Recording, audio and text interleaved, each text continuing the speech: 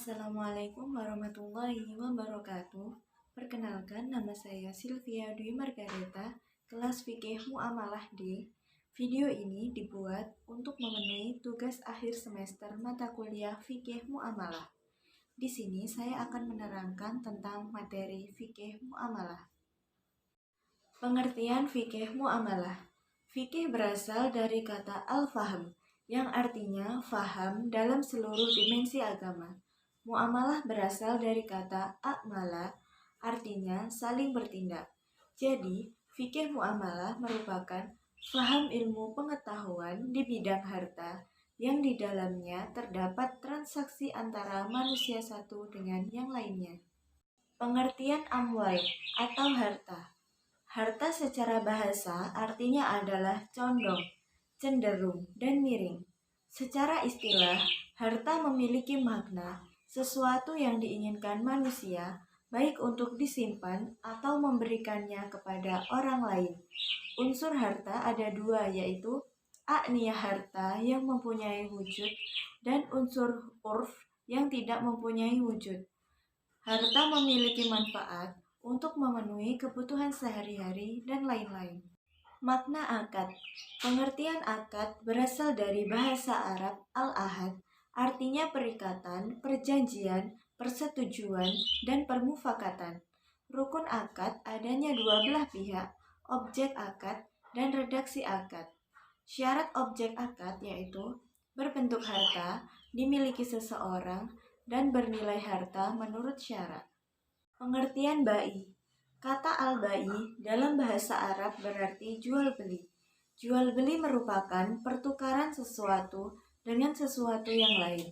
Rukun bai adalah adanya penjual, pembeli, dan objek jual beli. Syarat orang yang berakad jual beli adalah berakal, dengan kehendak sendiri, tidak mubazir, dan balik. Ijrah dan ujrah. Ijrah dan ujrah merupakan dua kata yang berbeda, tetapi memiliki satu pembahasan, yaitu artinya menjual manfaat suatu benda maupun jasa atau imbalan dari tenaga seseorang. Hukum ijrah dan ujrah adalah mubah.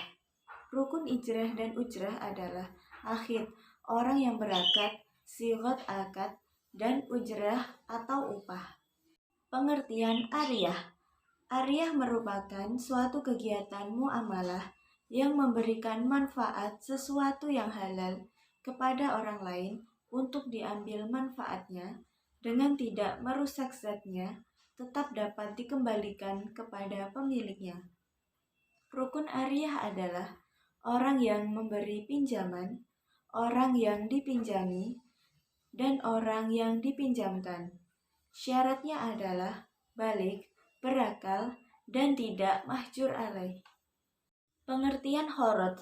Khorot atau utang piutang adalah pemberian harta kepada orang lain yang dapat ditagih atau diminta kembali. Rukun khorot adalah sigot khorot, para pihak yang terlibat khorot, dan barang yang dipinjamkan. Syarat khorot adalah akad, adanya barang yang dipinjamkan, harta yang dipinjamkan jelas ukurannya. Pengertian rahan. Rahan atau gadai adalah menahan salah satu harta milik si peminjam atas pinjaman yang diterimanya. Rukun gadai yaitu akad dan ijab qabul, akhid, dan barang yang dijadikan jaminan. Syarat rahan yaitu rahin dan murtahin, sigot, dan marhun bih. Pengertian syirkah.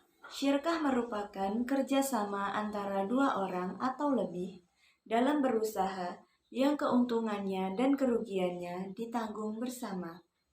Dasar hukum syirkah adalah mubah. Rukun syirkah yaitu ijab dan qabul. Syarat orang yang melakukan syirkah yaitu berakal, balik, dengan kehendak sendiri. Muzaro'ah atau muharobah dan musyakoh. Muzaro'ah merupakan akad untuk bercocok tanam dengan sebagian yang keluar dari bumi. Musyakoh adalah tanggung jawab terhadap penyiraman dan pemeliharaan sebagian imbalan.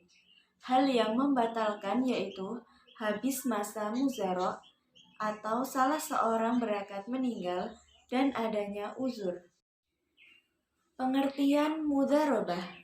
Mudharabah adalah pemilik harta memotong dari sebagian hartanya sebagai modal dan menyerahkan hak kepengurusannya kepada orang yang mengelolanya. Dan pengelola memotong untuk pemilik bagian dari keuntungan sebagian hasil usaha dan kerjanya. Dasar hukum mudharabah adalah mubah atau boleh. Hibah, sodakoh, dan hadiah.